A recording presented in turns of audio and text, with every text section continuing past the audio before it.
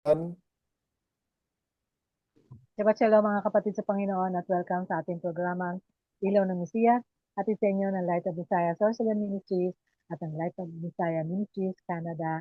Muli magsama-sama tayo sa isang oras ng pagtatalakay at pakikinig ng Torah lessons natin ngayong Sabat na nakatutok pa rin sa ating Panginoong Yeshua Mesiya, the Lord of the Sabbath, at patuloy niyo tayong inaanyayahan na lumapit sa Kanya at magpahinga kasama niya habang nakikinig at natututo sa kanyang kanyang mga aral ayon sa Mateo 11:28 hanggang 30. Sabi niya, lumapit kayo sa akin kayong mga napapagal at bibigyan ko kayo ng kapahingahan.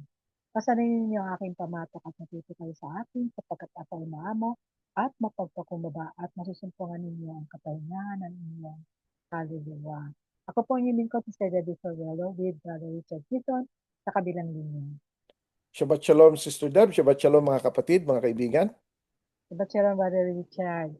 So, ang ating pong tatalakayin ngayon ay dapat tayo sa 29th reading from the Torah at 6th reading from Leviticus na may pamagat na Akaremot. Ibig sabihin ay after death at ito ay may kadugtong din na Kedushim. After death ay holy. Be holy. Okay, yung Kedushim.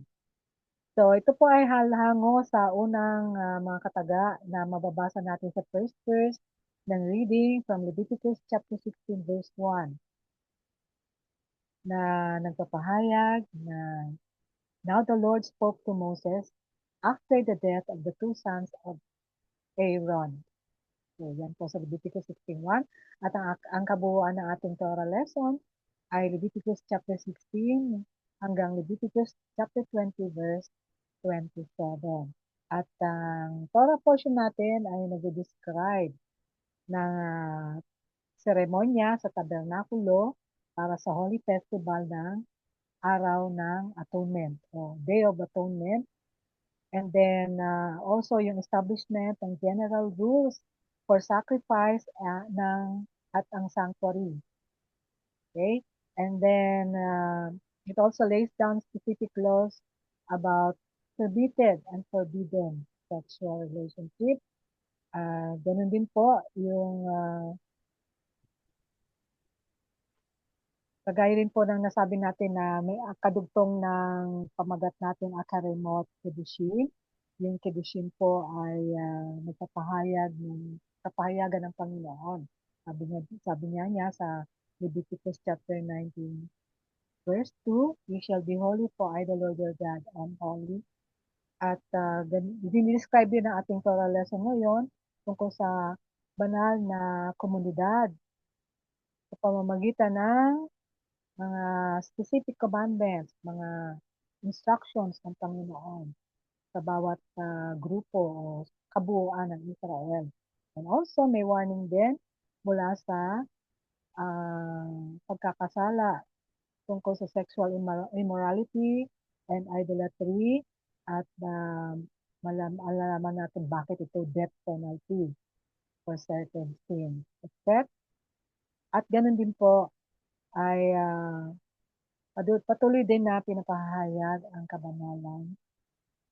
Ang Kedushim ay patuloy na nagpapahayag ng kabanalan kagaya ng pagiging banal ng lahat ng mga nag-o-observe ng Sabat. Kagaya po ng previous reading sa Akaremot. So, balik natin, bago natin ibigay kay Brother Richard, tayo muna po ang manangin. Pangunahan tayo ni Brother Richard. Tayo po ay manalangin. Ama namin na nasa langit, maraming salamat po sa pagkakataong ito na ibinigay niyo po sa amin upang kami po ay muli makapaglingkod sa inyo sa pamamagitan ng radyo at madiscuss ang parsya na Akarimot Kedushim. At ito ay patungkol sa pagkamatay pagkatapos ng pagkamatay ng mga anak ni Aaron ay dapat maging banal. Panginoon, nawa ay pagpalain ninyo inyong salita na ito ay manahan sa mga pusong nagsasaliksik ng inyong katotohanan. Muli binabalik po namin sa inyo lahat ng papuri at pasasalamat sa pangalan ng aming Panginoong Yeshua. Amen. So ito ay Sister Deb, ano, mga kapatid na kaibigan, ang Parsha Kedoshim, Akarimot Kedoshim, ay ito ay isa sa pinakamarami, kung hindi ito ang pinakamaraming commandments, ano? At ang listahan niya is technically is about 79 na commandments out of 613. So, ang daming niyang commandment. Pero is very specific siya, no? Um, pero it's very interesting kasi sa title na to, ay binabanggit yung pagkamatay ng anak ni Aaron.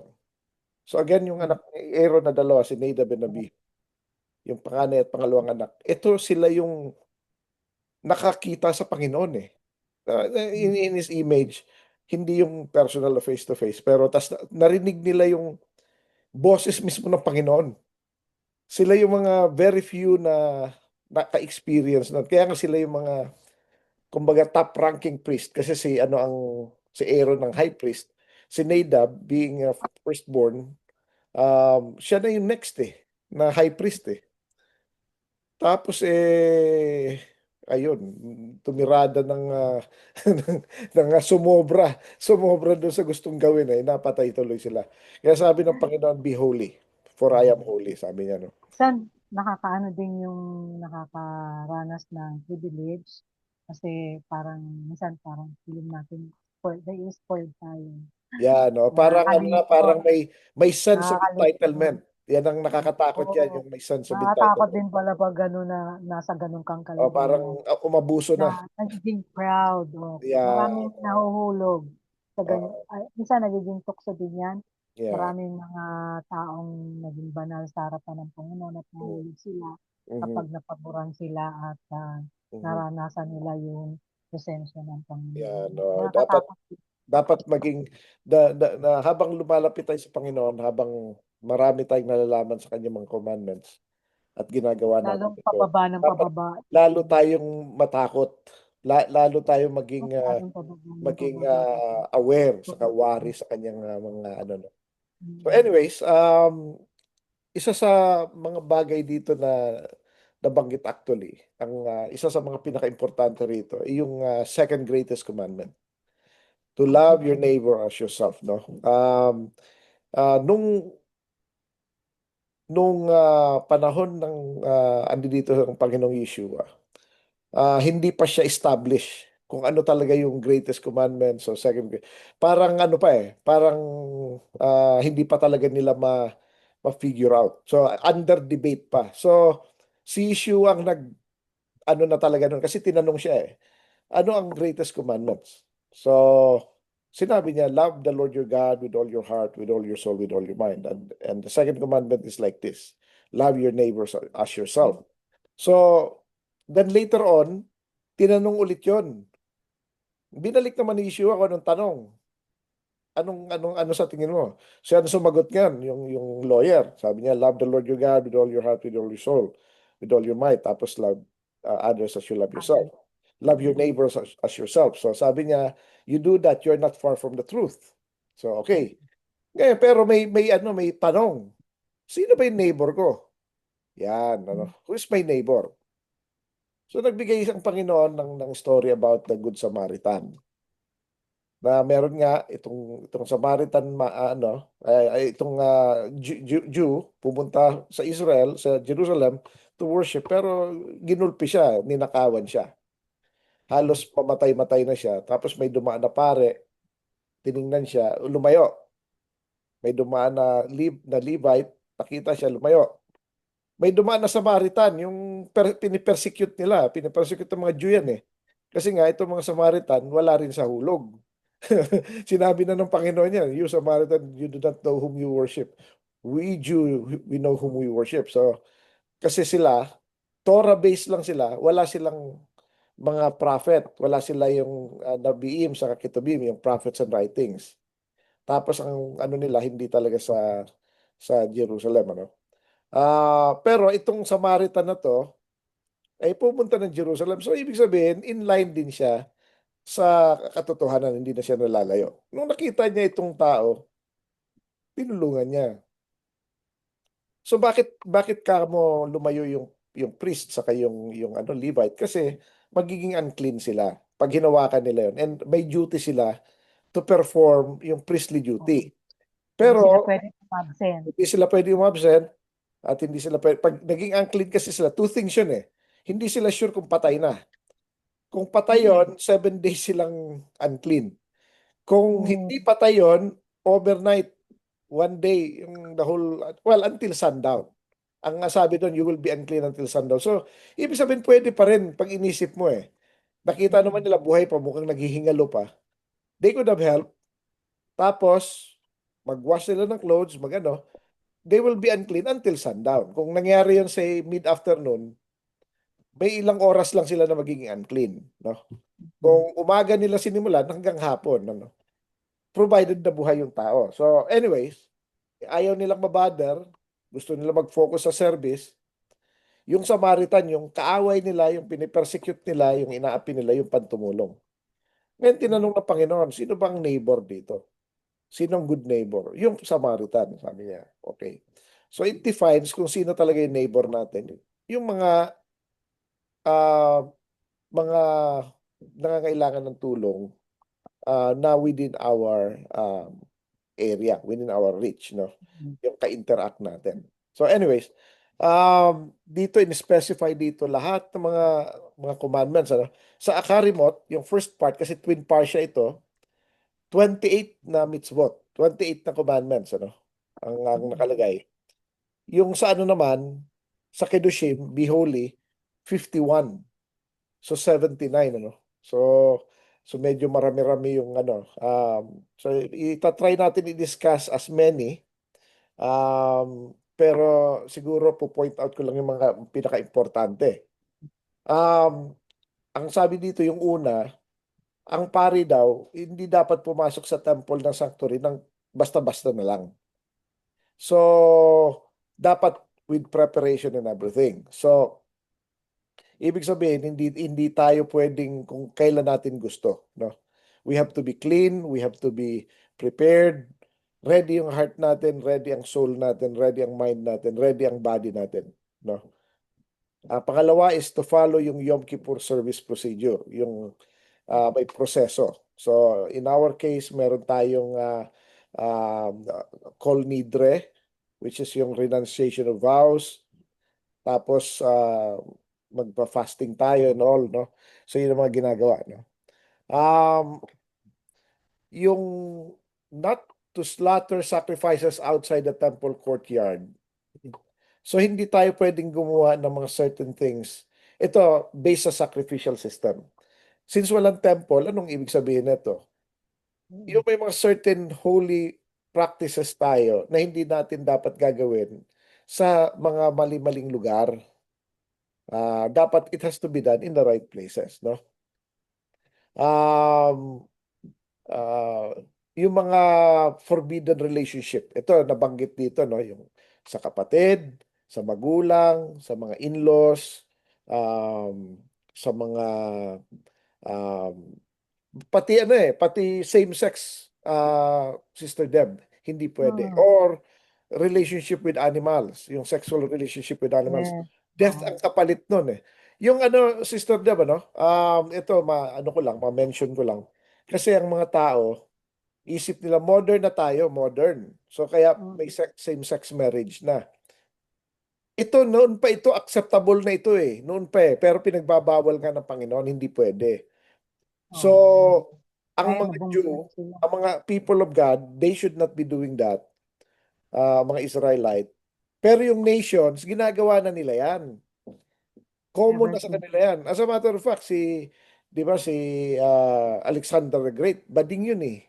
Hindi naman, Mm. may asawa siya, pero chick boy siya. Pwede sa chick, pwede sa boy. Yun yun eh. Ano, meron na talaga noon. So, kasi parang ini-emphasize ngayon ay dahil sa modern na, acceptable na siya, ang Panginoon hindi nagbabago. So, babae sa babae, lalaki sa lalaki, hindi pwede. Hindi pwede yung magnanay ay karelasyon mo, hindi pwede. Or magkapatid, hindi rin pwede. Yung pareho, magkapatid, pareho mo asawa, hindi pwede yon. Yung yung mga stepmother or stepdaughter or um, uh, sister-in-law, o mother-in-law, o brother-in-law, mga ganun, hindi pwede. So, in-identify niya lahat dito mga hindi pwede, no? So, which is, among sa mga, as far as I'm aware, no? Walang ganong ancient scripture o ancient text na nagbabawal sa mga ganyan. Ang Bible lang ang talagang sinabi niya hindi pwede ito. Hindi pwede ito, no? Um, yun ano, karamihan ng sa akarimot, yun ang pinagbabawal ano. Ibig Oh, sabihin, Brad, maraming mga religious books or mga religious teachings na na hiwalay sa turo ng Biblia na lahat sila hindi nagbabawal ng same sex. yan, oh. Wala sa kanilang Wala sa lesson, kanila yan, no? Wala sa kanila yan, no? walang teachings na gano'n. Oo. Ngayon ko lang napansin yun. Oo. So, yan ano, yung akarimot, halos lahat puro tungkol doon eh. So, ano. So dapat maging aware tayo. Ito pang isang common ano na I have to be frank and aware kasi ang Bible na nagsasabi nito. Hindi pwedeng makipagtalik kahit sa asawa kapag merong menstruation. That's against Monthly the law. period. Monthly period. Oh. So, yan may ano yan, mayroong pangalan nito, forbidden yan. So, hindi allowed, no? Um, Anyways, yan yung mga common. Ngayon, pupunta tayo sa Kedushim, no? Sabi dito, May may sige. na may nabasa akong explanation diyan, Brad, kasi yung egg ng babae ay kapag ito ay lumabas, nagiging menstrual period, ito ay nagde-depict ng death, sabihin namatay yung egg. Mm, So yeah, it's death. So yeah, anything that pertains to death ay sabi nga iiwasan or kaya nga nasabi na unclean yeah. dahil may death na lumabas sa babae. Mm, yeah. And Okay. yung blood kasi is something na ano siya holy yan. You All cannot about just play with it. No. Kaya right, hindi all mo pwedeng about kainin. life, Uh, life. Dito rin yun sa partial rin na to yung hindi mo pwedeng kainin yung blood. No? So, Mm, it's very important na aware tayo dyan. Um, so, anyway, going back sa Kedushim, um, sabi dito, revere one's father and mother. Honor your father and mother. No? mm, Um, ito yung sa Ten Commandments, ito yung first commandment with a promise. No? Nabanggit din ito sa Bible. A promise of long life. So, kapag meron ino-honor, nire-revere natin sila, ino-honor natin ang magulang natin, mahaba din ang buhay natin. Hahaba ang buhay natin. So, that's one, ano. Um, Pangalawa ay huwag daw tayong pupunta sa idolatry. It's a commandment na ang Panginoon ay siloso siya eh. I'm a jealous God, sabi. sabi nga, Pushing the, it's the same as adultery. Yeah, adultery. yung spiritual adultery, yung idolatry. Kasi ano yan parang ah, syempre ibang God yun eh. So, harap-harapan pa no? Ang bastusan harap-harapan sa Panginoon no? So, which is, we have to be careful, ano? Um, Wag daw tayong gagawa ng idol. Sinabi yan, ito inulit lang ito, galing din ito sa Exodus chapter 20. Thou shalt not make any graven images or anything likeness in heaven above, on earth below, or under the earth. For I am a jealous God, punishing the iniquities of those who hate me up to third to fourth generation, but extend grace to thousands of those who love me and keep my commandments. So, yun yung natin, we make sure na hindi tayo ng idols. Huwag daw tayong kumain ng meat na leftover from sacrifices, ano. May mga certain sacrifices like For example, yung Passover, na yung sobra niya, hindi mo na pwedeng kainin the next morning. May Mm. mga sacrifices naman na pwede mong kainin up to third day. After that, hindi na pwede. So, yun ang mga ano ron, ano? Um, Ngayon, isa sa mga commandments, ito nababanggit natin madalas, wag daw natin anihin lahat ng yung sa field natin. Kung meron tayong sakahan o meron tayong rice field o corn field o kung ano pa man yan, basta lupa, no? Yung border niya, dapat pag-iwan tayo ng border na hindi mo i-harvest lahat. Mag-iiwan para yan dun sa una sa mga mahihirap, sa mga fatherless, sa mga widows, even sa animals, Sister Deb. We have to Mm. provide for them. Wag mong kunin, wag kang gahaman kukunin mo lahat. Yan ang ano ron eh. Um, Saka bakit sa corner? Unang-una, siyempre yung tao naman hindi naman pupunta sa pinakamalayong malayo ng field mo, 'di Na ba? Dahil, ano na usually yun nasa eh. tabi sila. Trespassing na yun eh. 'Di ba? At least man lang abot man lang mula doon sa border ng ano mo, land mo, no. So, saka yan, imaginein mo kung may ganyan ka, no. Ikaw lang may ganyan eh. Di it makes you separate. Kaya nga kedoshim eh. Be holy. Ibig sabihin hiwalay ka sa iba, no. Hindi tayo katulad ng iba. Um, Tapos dito, no, yung mga gleanings, yung mga natapon sa ano, sa field na ano na yung na-spill, natapon na. Hindi na dapat natin kunin 'yon. Kaya kung maalala natin ang story ni Ruth, ano, sa Book of Ruth. Si ano naman, si Boaz, na later on naging asawa nga ni Ruth, inutusan niya na kunwari maghulog para naman Mm. marami-rami makuha. Oh, ganun, no? So, ang story dito is ano eh, when we help, minsan, huwag masyadong halatang tumutulong. Parang yung bibigyan mo naman ng dignity ng yung ano, yung tao, the dignity of their labor, no? So, that's the thing, ano. Marami rito mga commandments pertaining sa agriculture. For example, ah, may nalaglag yung ano mo, yung fruits mo sa lupa, hindi mo na pwedeng kunin yon. Yeah. So anyway, isa-isahin natin itong mga iba. Um, sa mga ano raw natin, may vineyard tayo o may mga fruit trees tayo, wag daw natin ubusin. Magtira naman ng konti dun sa ano sa sa puno. Kasi ang for one, ang puno, yung bunga na yon, actually parang reserve din yung puno yun eh. That's one eh. Parang parang ipon nila yun eh. Pero sinishare nila yun sa tao kasi yun ang duty nila, yun ang kanilang responsibility. Pero above that, yung mga extra na fruit na yun, yung mga imperfect, mga ano, iwan daw natin yon para sa mga mahirap, para sa mga, again, sa poor, in our midst, sa mga fatherless, sa mga widow, mga orphans, sa mga strangers, yung mga dayo, and sa mga wild animals. No, kanila naman yun. At sa puno na din, kasi wag naman natin ubusin, no? Yan, no? Um,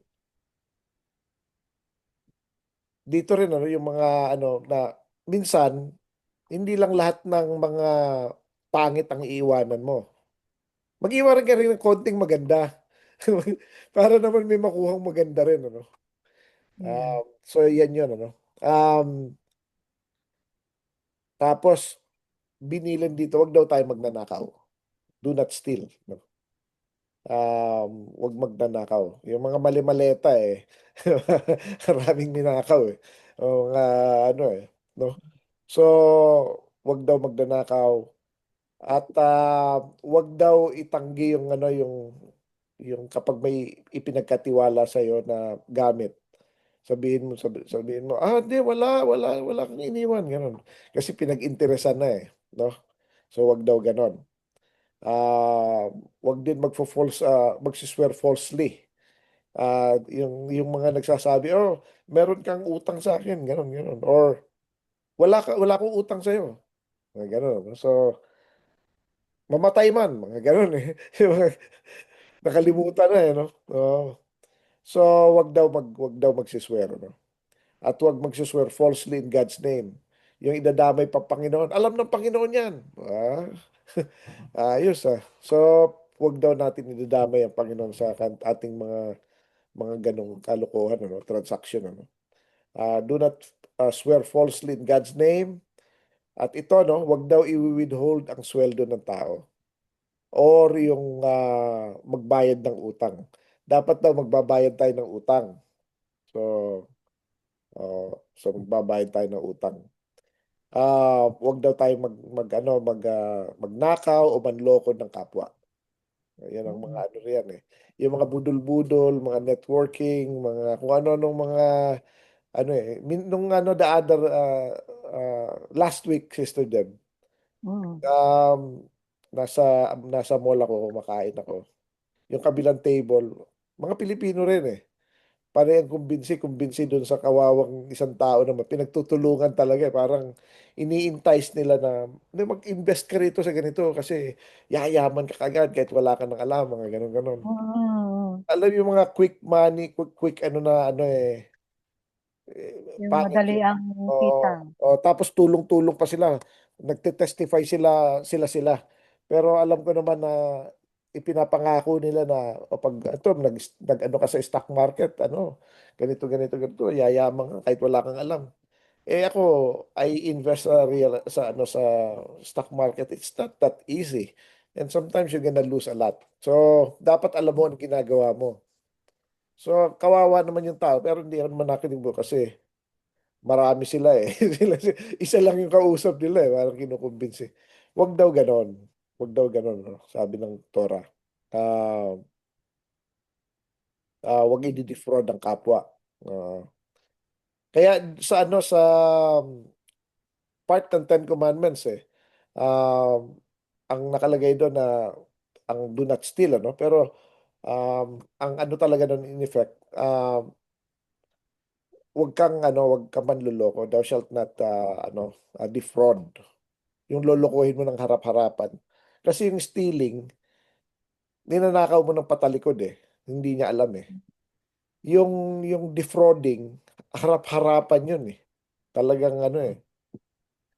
kaya talagang ano yan hindi dapat wag i-delay ang sweldo, wag daw magka-curse ng kapwa, wag maglagay ng stumbling blocks sa mga bulag, giving harmful advice, including giving harmful advice, no? Yung yung literal nito, alam mo yung mga kabataan minsan na naglalagay ng mababangga yung tao or minsan sa kanila biro, pero nakakasakit ng kapwa, no? Yung aalisan ng upuan, uupo, hindi mo alam, pag upo mo, tatawanan ka pa, mga ganun, no? Hindi dapat ganun. Or yung lolokohin mo yung tao through harmful advice, no? Alam mo mapapahamak pero ginagawa mo pa rin, no? Wag daw ipe-pervert ang justice. Yung wag mong yung tinatawag nila na bending the law. May bending the law. And you cannot bend the law. The law is the law, straight yan, no? So, do not bend the law. Ang bending the law is perverting justice. Um, Tsaka yung sabi nga nila, justice delayed is also justice denied. Uh, Another way ng perverting is yung mini-misinterpret ang law in favor ng kakampi o kung sino mong gusto mong kampihan, Another commandment dito is dapat walang pinapaboran ang mga judge kahit mayaman at great o powerful, dapat tama pa rin ang judgment, and to judge righteously. Ito, Sister Deb, how do you judge righteously? It's a commandment eh. Hindi, According, according sa instruction din. yan. According to the Torah. Kasi our righteousness is keeping the commandments. So, Yes. ang judgment natin is based sa Torah, hindi based sa kung anong iniisip Sarili natin. nating interpretation. Kasi sasabihin nila, righteous ako kasi Jesus is in me. Ayos, ano? Oo. Tapos, ito yung judgment ko kung ano lang naisip niya. Hindi ganon. It's Ano not yung judging naramdaman niya. kung Tapos ano sa, minsan sasabihin pa, sabi sa akin ni Lord. mga ganon, ano? Walang, dapat, Yes. dapat based yan sa, Kaya, kaya, kaya pala napakahalaga, Brad, na patuloy na pinag-aaralan ng Torah ng Panginoon kasi every time na mapunta tayo sa kalagayan na kailangan natin mag-judge, ay inaano natin, inaalay natin yung ating mga kahit decision making o yung mga judgment natin ayon sa salita sa Torah, ayon sa yes. instruction ng Panginoon. So we always refer to it. Kagaya ng mga lawyer, bago Oo, sila magsabi na ito yung dapat na parusa sa nagkasala. So, babanggitin nila yung bawat batas na yan. kanya, oo, na ano nila yon, kabisado nila. Oh, Kaya, yun ang babasihan kung paano bibigyan ng hatol yung nagkasala. yan. So, tama yan, Sister Deb, ano? So, dapat daw, i-judge natin righteously based sa Torah. Based sa Hindi, Torah. hindi based sa kung anong tingin natin. No? Ito, do not speak derogatorily of others. No? Wag daw tayong, ito yung sa Hebrew nito, yung lashon hara. Ano ibig Oo. sabihin? Speaking evil against another Mm. person. Hindi daw dapat yon. May recently may nakita ako sa social media na regarding dito, yung sinasabi niya, huwag kang magsasalita ng anything bad or negative either sa sarili mo o sa ibang tao ah, na sa harap ng may tubig or may inumin. Kasi daw, parang tape recorder Oo. yon. It's Ina-absorb. an experiment yan sa Japan scientist, Japanese Okay. scientist, nabasa ko yan, na nag-experiment siya na yung naglagay siya ng tatlong klaseng baso na may tubig. Yung isa pinagsasalita niya ng mga masama, yung isa wala lang, parang ano lang siya, wala lang, pinabayaan lang niya. Yung isa naman, puro papuri, magaganda, good words. Hmm. So, ang naging result, naging masarap yung mga nakatanggap, yung water na palaging nakakatanggap ng papuri ay nanatiling malinis, Mhm. fresh. Mhm. Yung palagi nakakatanggap ng mga bad words, yun ang naging polluted at super polluted siya, hindi siya pwedeng inumin. Mhm. At na pinakita din doon na ang tao ay how many percent tubig ang meron sa katawan ng tao. Yes. 85% Kaya, yata water so yung tayo. tubig sa ating Uh, katawan ay mm. nakakaramdam Yeah. ng mga kasamang Yeah. pananalita. Okay, so isa din yun sa naalala ko na unang-una nag-Lashon Hara sa Genesis, yung serpent. Kasi inano niya iniba niya yung salita ng Panginoon. Mhm. Sigurado ka ba na sinabi yan ng Panginoon? Yeah. Pag-iintriga. So siya, sa kanya Uh, mismo nakita natin. So, ang ganun palang gawain ay sa diablo talaga. yeah. Mhm. So, So, yan. nakakatakot. Nakakatakot at ako'y patuloy na nagsisisi na naging instrument din ako mga nakaraan. Mhm. So, yun yung kaya natin kino-confess sa Panginoon at inire-reject din natin, inaano natin yan sa tuwing Yom Kippur para maalala natin at mawala na yon, ano. Pero again, ang ano, katulad ng example nga ng mga kapatid ni Joseph, no? Ang pagsosorry hindi lang minsan. It's a Yung salita. lifetime. It's a lifetime of asking forgiveness eh. Hindi naman araw-araw, pero from time to time ipakikita mo. Kaya mga kapatid ni Joseph kahit nung uh, Tagal na, oo. matagal na namatay na ang tatay nila 17 years after, ano pa rin, talaga nahingi pa rin sila ng tawad hanggang huli. Hanggang huli, no? Yeah. But Oo, bumabalik talaga siya kahit yung matagal mo na siyang ni-repent. oo, Minsan papaalala sa'yo tapos yeah, hingi ka ulit ng tawad kasi sige, naalala mo pa siya yeah, yung mga masama mong nagawa oo, kapwa oo, kahit sa sarili mo. yan, oo. So yung Lasyon Hara, balik tayo ron, no? Kaya it's tama ka dun, Sister Deb, no? Yung tubig na binigyan ng ano ng mga good things, ano? Good Ay word. good words ay may nagre-react positively. So Yeah, that goes with people na yung kung wala, libre lang naman ang magsalita ng maayos eh. Try to find mm, something good for for the people na ano yung hanapan mo ng magandang bagay. Tapos appreciate them, i-appreciate natin sila sa mga ginagawa nilang maliliit na bagay, maliit, malaki, or anything. Hanapan mm. natin ng maganda. Anong magandang ginagawa nitong taon to? Huwag yung mali ang hinahanap natin. Another thing na natutunan ko doon sa social media nga, sabi doon, wag daw magsasalita ng masama sa hapagkainan. Yun ang practice nila. Eh. Pagkain, So, oo, yan. lalo na. Yan. So, Supposed another to be thing, offense. naalala ko, nabasa ko naman to sa Daily Bread nung araw. Hindi ko makalimutan yung bata pa ako. Basa ko ng Daily Bread. Hindi ko na makalimutan yon. Sabi doon, pagka nagpasalamat ka na ng pagkain, wala nang reklamo after that. Na, Kahit di matabang ito, masarap. matamis ito, Oh my ano gosh, ito, oo. dapat wala na rin. Nagpasalamat ka na, Oo. touch move na yon. Kung Oo. hindi mo gusto, huwag ka na lang magsalita. Kala kumibo. Huwag ka nang kumibo. Dapat ano na daw, ano na. So, ganun din yun, Mm. ano? Another thing, Alam mo, Brad, nagwo-work din siya sa ano, kahit sa plant. yan, sa plants. So, Yeah. kapag Kahit ang positive yung plant, vibe mo, nagre-react di sa ba? mga bad words. Oo, pagka masaya yung ano, maliwalas. Oh, Even ang animal, Sister Deb, eh. pasalamatan mo. Oo, Pasalamatan mo yung kanilang mga prutas, yung yan, mga bulaklak. yeah, yan. Okay. Ano sila, nag-i-enjoy sila eh, na ano eh. Saka maski mga animals, mga pets, ganun din, nagre-react din sila sa ano eh. Pagka Oo. mabait, peaceful yung pamilya, kalmado rin sila, Sensitive, kalmado rin eh. sensitive sila sa emotion ng tao. Yan, oo. So, so that goes na anything na sinasabi natin, ano, um, nakakaapekto tayo sa iba. Kaya dapat ang mouth din natin is full of praises, of Mm. thanksgiving.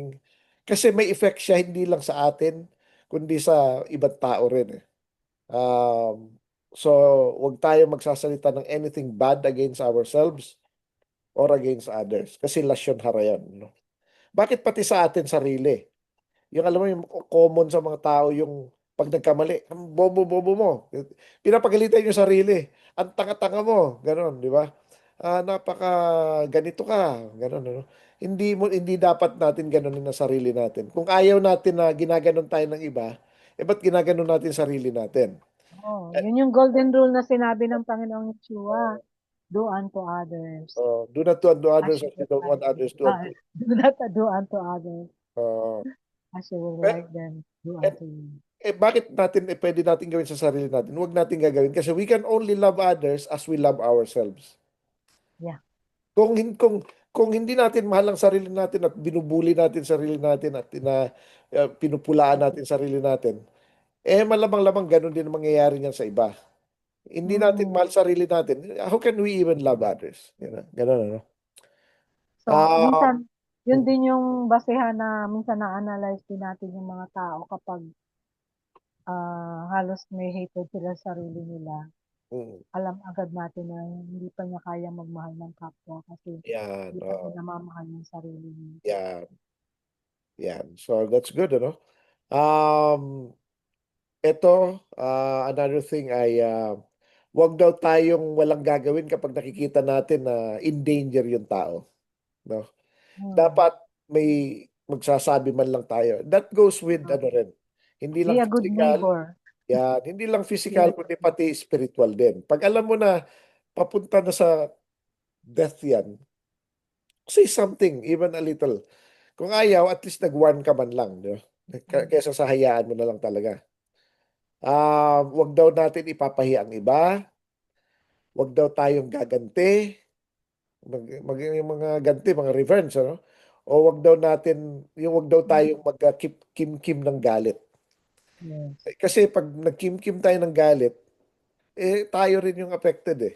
Hmm, Tataas ang blood pressure yan mo, na nga. yung ano, maraming ano di ba? Kaya nga, bawal magalit. Bawal magalit. Oh. Pero yung sinabi si Pablo, be angry but do not sin. Kasi minsan sa galit nag-uumpisa yung nagkakasala tayo pag Yan, pinayaan natin yung galit. yan. Oh. So, hindi ka pwedeng magalit ng beyond sundown eh. Yun ang Oo, sabi yun mo. pa. Oo. Dapat, yun ang sinabi naman ng Panginoon, ano? Yan ang magandang rule, lalo na sa mga mag-asawa. Dapat bati agad. Wag nang patagalin. Oo, tapusin agad, walang problema. Usapan. So, yan ano. Wag daw tayo magko-crossbreed ng animals, wag tayo mag-plant ng diverse seeds na magkakasama. May mga may So, mga tinuturo ang iba na magtanim ka eka ng ganito sa katabi ng ganito intercropping. para maging siya yung parang hindi lumapit ang insekto, mga ganun ganon. Pero ang sabi ng Panginoon, wag mong pagtatabi-tabihin yung mga hindi magkakapareho. I think God, Ah, it calls for all the seeds. yan. Yung mga pag yung pag seeds na ipupunla mo. Kasi Mhm. may mga tanim din na by branch lang. Yan. And Yun. also, imagine na lang kung palay, halo-halo mo sa corn, tapos Oo. basta mo na lang hinagi sa lupa. Mhm. So, ang Panginoon ay Panginoon ng kaayusan. Mhm. Gusto niya yung maayos. Kaya, preferred niya yung monoculture.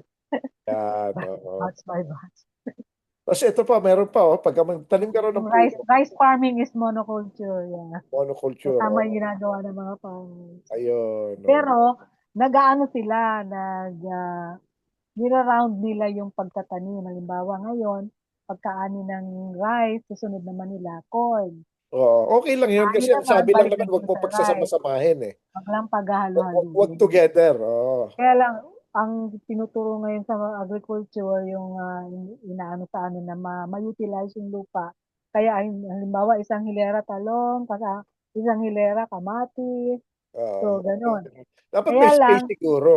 the, May the, space. the, ang isa lang ng katanungan doon, kasi kung paano masabing ma, ma, hindi masusunod yung ano na, kasi hindi na siya seedlings na siya nung tinanim ng hilera.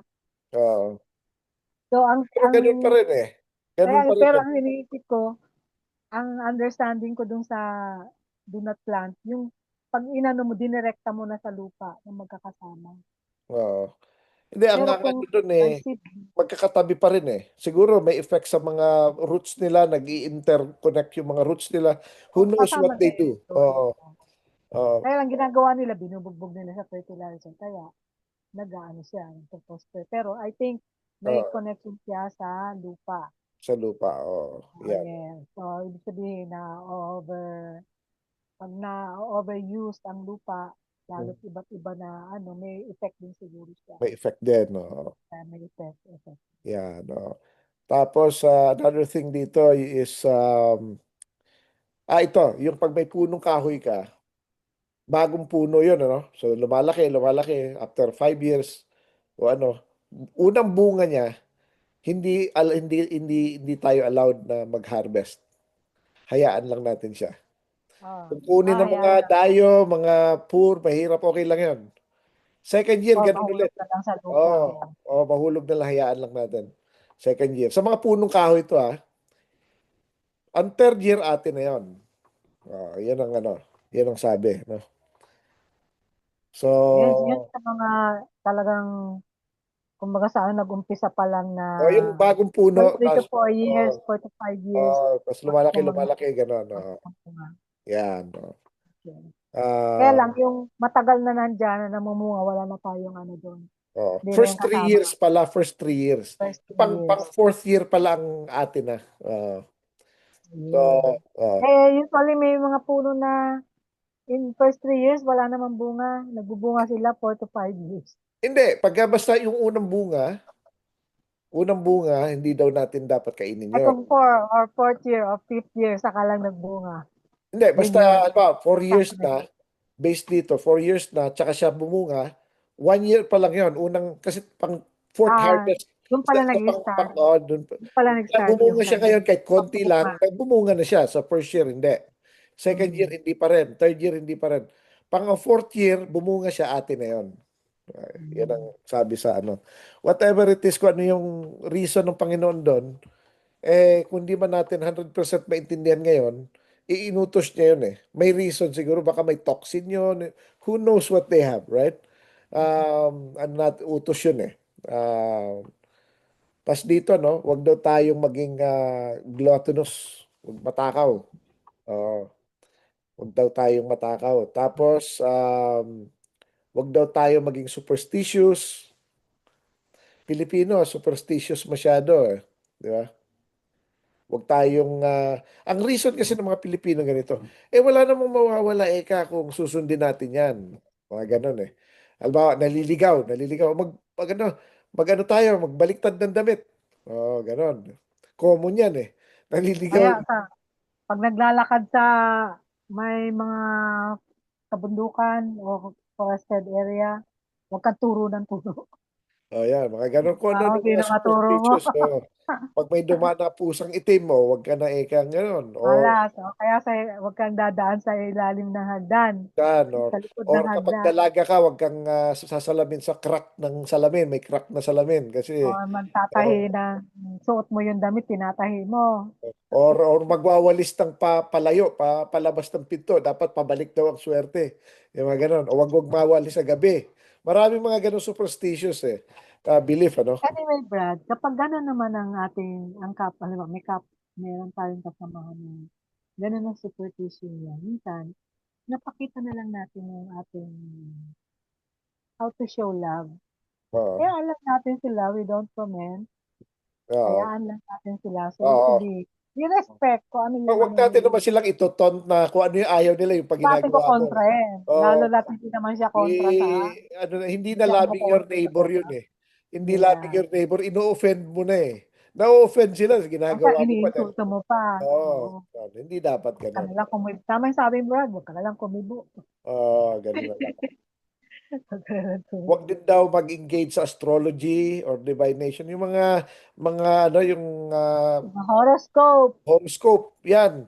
Mga ano yan, kung ano mga ganun, baraha, yung mga ganun. Mga Magic 8, Magic Ball, mga kung ano-anong mga gano'n, no? Hindi daw dapat tayo. Keyboard. Oh, Anything related sa o mga papahula, mga gano'n. spiritual stuff. Yes. Oh, wag daw Na tayo. pinamumuhian ng Panginoon. Hmm. Puro yun sa Ah, kasama siya sa witchcraft. yan, witchcraft. Saka yung mga magic na yan, wag nating to-tolerate. Yung tattoo, yung magpapatato, nako, common na common yan, Sister Deb, ano? Nung araw, ang Dito sa magtato, yan ang yung mga kultura nakulong dito sa lang. Hawaii. Lahat Oo. Lahat nagpapatato eh. marami nagpapatato kahit mga ano, nakikita ko iba mga believer pa nagpapatato. Kasi hindi na nila kasi ito nga hindi na nila pina-practice yung Hindi na nila alam ah, yung utos ng Panginoon. yan. Oh. Kaya actually marami akong nababalitaan ng mga may tato na mas mahirap tanggalin ang tato kaysa magpatato. So, pero Kaya nga, talagang nagsisisi sila, pinapatanggal na nila yung kanilang tato. yun mahirap dun eh. Oo. Um, to show reverence for the temple, wala pang temple pero our body is also temple of the Holy Spirit who is in us. So, Mm. dapat irerespeto rin natin ang body natin, ano? Not to act as a medium. Yung mga paano-ano, no? Yung mga manghuhula, mga ganun, ano? O not to act as magical seer. Yung iba, mga tricks lang, tricks, pero still, ano pa rin yun eh. Mm. Parang tinotolerate natin yung mga magic na yan eh. No? Eh di ba pang loloko din yun? Ayan, kaya nga. Niloloko ka para maniwala ka na totoo yung magic mo. Mm. Tapos, to honor those who teach and know the Torah. Ito, bibigyan natin respeto yung mga nagtuturo ng Torah. Yung mga mga ano natin, mga spiritual teachers natin. We have to honor them, no? Tapos not to commit injustice with scales and weights. Ito yung mandadaya, yung nandadaya ng ano. Naalala ko, Sister Deb, isa sa mga common na nakikita ko. Alam mo yung mga sako-sakong bigas? May Oo. ginagawa sila, may pantusok sila na tutusok sila nakakabawas ng bigas eh. Kinukuha Mm. nila, pag alis ng tusok, nawawala na, sarado na ulit eh. Ginagano Oo. nila, ang bilis ng tusok. Actually, Marami silang ano nakukuha yun eh. eh, ginagamit yun Brad sa ano para i-test yung bigas. Oo. Pero Kaya ginagawa na lang nilang maaaring pangbawas pwede na. nilang gawing kaya lang pwede na nilang gawing pangdaraya. Pero Oo. actually, yung gamit na yun ay para sa mga nagtitest ng Random bigas. testing O supposedly. Oo. oo, random testing. Oo.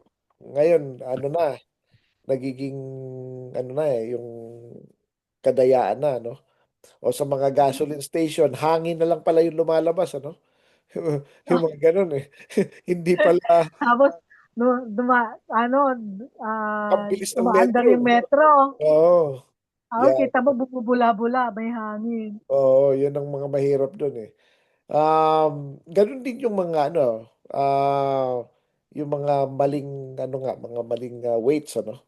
Ang sabi nga dito eh, kahit yung alam mo souvenir lang, susubin, ito yung timbangan, pero yung timbangan na yon, halimbawa eh may hindi Oo, accurate. na-adjust siya. Dapat wag daw natin kahit to keep it as a remembrance, wag daw natin kukunin yon. No? Dapat wala tayong anything na maski hindi natin ginagamit sa pandaraya, pero ando dun sa iyo yun, mali pa rin yun. Hindi mo dapat. Dapat yun, either ayusin or i-dispose. No? Um, wag natin i-curse ang father or mother. Nako, yan ang isa sa mga ano yan eh. Hindi natin pwedeng i-curse. No? Kahit Mhm. anong galit natin, hindi pwede. No? Um, eto, no? Yung mga death penalty ng mga ano eh, Pilipinas, wala nang death penalty. Maraming bansa na nawalan death penalty. Inano kasi nila, ang inaalis nila kasi sabi niya, they'd rather save yung mga criminals than to kill an innocent. Parang ang ganda pakinggan eh. Pero ang problema sa ganyan ay violation siya ng Torah. Kaya ang mga tao, ang society natin punong-puno ng crimes kasi walang punishment eh. Hindi siya napapunish. So, yun, no? Um, ito ang isang malaki. Huwag daw natin i-imitate yung idolatrous costumes sa clothing. Pati pananamit. Yung iba minsan, magdadamit tayo ng ano ng kanilang native na damit, yung mga ati-atihan. Gamit yan for ano for religious worship eh. O kundi naman yung magbibis Muslim tayo, kung wari. Hindi rin allowed yun kasi ginagamit nila yun for ano nila for religious practices nila eh. Or ano ka ng ano ng anything na customs or traditions. Ah, wag nating gagawin. Halimbawa, katulad ng way ng pagsasamba ng ibang relihiyon, ano? Wag daw nating Mhm. gagawin 'yon. Yan. So, very clear na instruction 'yan. Um, so wag nating gagayahin ano. So maraming mga ano rito kasi ito ay napaka-importante kasi minsan um, ginagaya natin yung iba. For example, um, may mga may mga certain religion na pag nagpipray sila sabay-sabay, magkakaibang sinasabi, gulo-gulo, chaotic. Oh, yun ang style daw nila. Way ng pagans yun eh. Ang way ng Panginoon is very orderly siya. That's one. Ano? Iba naman, ito, very common to.